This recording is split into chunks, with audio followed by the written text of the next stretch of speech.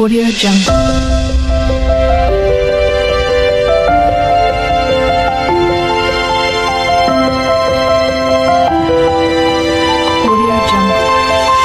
সুপ্রিয় শিক্ষার্থীরা, তোমাদের সকলকে আজকের এই ভিডিওতে সুস্বাগতম জানাচ্ছি।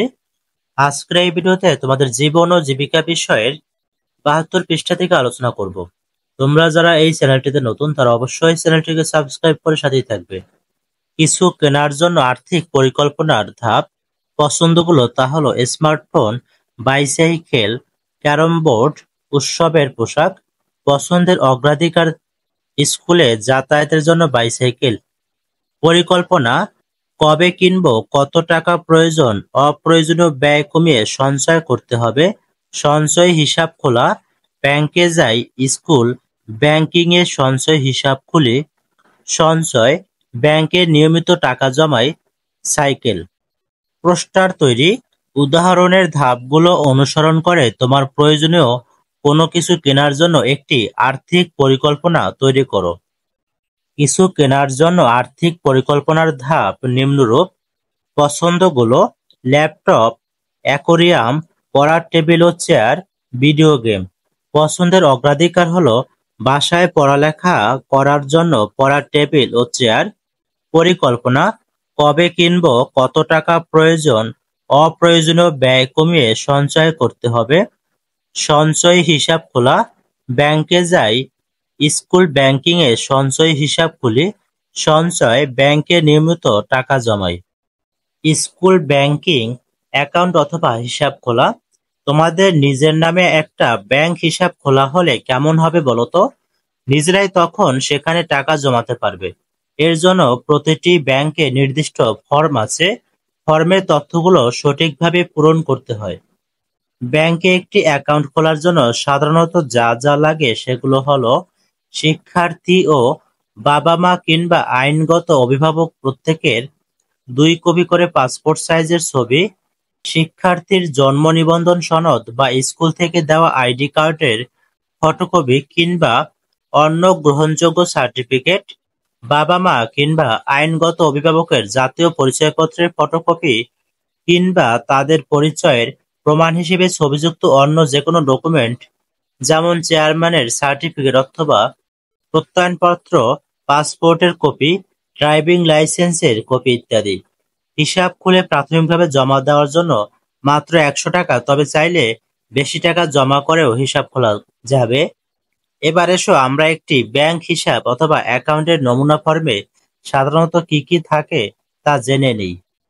স্কুল ব্যাংকিং হিসাব খোলার ফর্ম।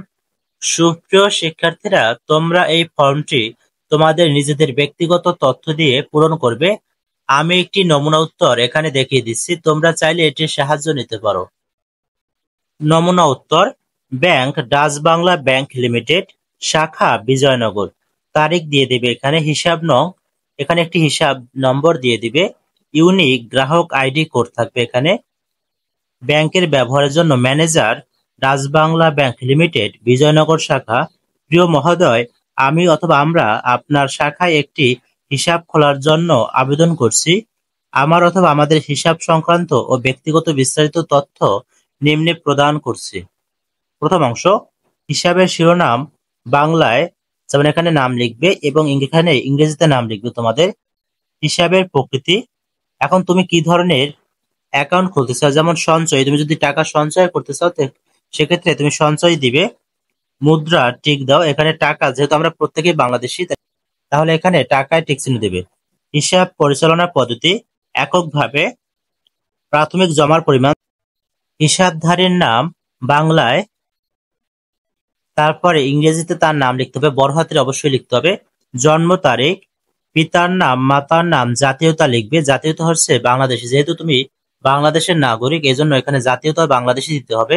লিঙ্গ, হিসাবধারী বিদেশি নাগরিক হলে ভিসা সহ পাসপোর্টের কপি আবশ্যিকভাবে গ্রহণ করতে হবে।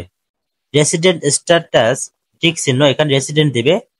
তারপর শিক্ষা প্রতিষ্ঠানের নাম, অর্থের উৎস, বর্তমান ঠিকানা দিয়ে দিবে, অর্থাৎ তুমি বর্তমানে যেখানে আছো সেই ঠিকানাটা, এবং স্থায়ী ঠিকানা অর্থাৎ তোমার গ্রামের বাড়ি যেটা সেই ঠিকানাটা এখানে দিয়ে দিবে। হিসাবধারী একাধিক হলে প্রত্যেকের এবং হিসাবধারীর নাবালক হলে হিসাবধারীর অভিভাবক বাবা অথবা মা অথবা অন্য কোনো আইনগত অভিভাবক। এর ব্যক্তি সংক্রান্ত তথ্যাদি পৃথকভাবে দ্বিতীয় অংশে বা দ্বিতীয় অংশের সংলগ্ন হিসেবে যুক্ত করতে হবে। পরিস্থিতিপত্র, জন্ম নিবন্ধন নম্বর, অর্থাৎ তোমাদের যাদের ভোটার আইডি কার্ড হয়নি তাদের জন্ম নিবন্ধনের নাম্বারটি এখানে দিতে হবে। পাসপোর্ট নম্বর যদি থাকে সেক্ষেত্রে দেবে, নির্দিষ্টভাবে উল্লেখ করতে হবে। পরিচয় দানকারী তথ্য, অর্থাৎ জাতীয় পরিচয়পত্র ব্যতীত অন্যান্য পরিচিতিপত্র প্রদানের ক্ষেত্রে নাম, তারপরে জন্ম তারিখ সহ এখানে জাতীয় পরিচয়পত্রের নম্বর, স্বাক্ষর, এখানে স্বাক্ষর দিবে। তৃতীয় অংশ নমিনি সংক্রান্ত তথ্যাদি। নমিনি হলো অর্থাৎ তোমার অবর্তমানে যে তোমার ওই টাকা তুলতে পারবে অথবা জমা দিতে পারবে তার তথ্য। আমি অথবা আমরা এই হিসাবের অর্থ আমার অথবা আমাদের মৃত্যুর পর নিম্নে বর্ণিত ব্যক্তি অথবা ব্যক্তিগণকে প্রদানের জন্য মনোনীত করলাম। আমি অথবা আমরা উল্লিখিত মনোনয়ন যে কোনো সময় বাতিল অথবা পরিবর্তনের অধিকার সংরক্ষণ করি।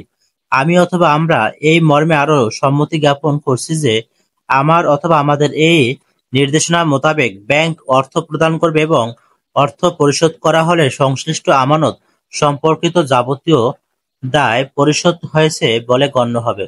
নমিনির নাম ও জন্ম তারিখ, রেজিয়া খানম, এখানে তারিখ দিবে, ঠিকানা দিয়ে দিবে, শতকরা হার কত পার্সেন্ট এবং হিসাবদারের সাথে সম্পর্ক মা মেয়ে, জাতীয় পরিচয়পত্র নম্বর অথবা পাসপোর্ট নম্বর অথবা জন্ম নিবন্ধন নম্বর অথবা অন্যান্য নির্দিষ্টভাবে এখানে যে কোনো একটা তথ্য দিয়ে দিবে।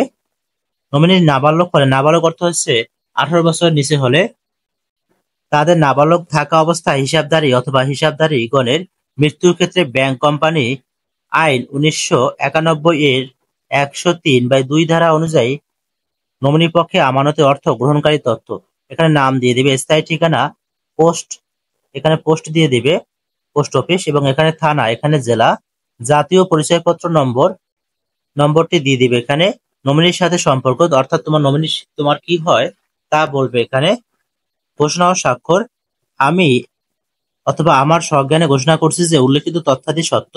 আমি অথবা আমরা ব্যাংকের চাহিদা মোতাবেক প্রয়োজনীয় তথ্য অথবা দলিলাদি সরবরাহ করব।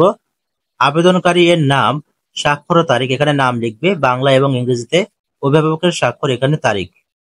সুপ্রিয় শিক্ষার্থীরা, আজকের ভিডিওটি এ পর্যন্তই। তোমাদের যদি ভিডিওটি ভালো লাগে তো অবশ্যই চ্যানেলটিকে সাবস্ক্রাইব করে সাথেই থাকবে। আর ভিডিওটি শেষ পর্যন্ত দেখার জন্য তোমাদেরকে অসংখ্য ধন্যবাদ।